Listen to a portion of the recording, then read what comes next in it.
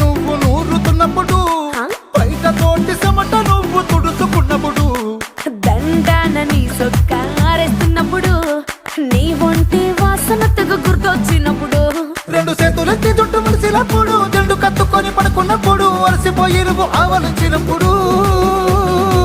వచ్చుండై feelings వచ్చి వచ్చి చంపేస్తు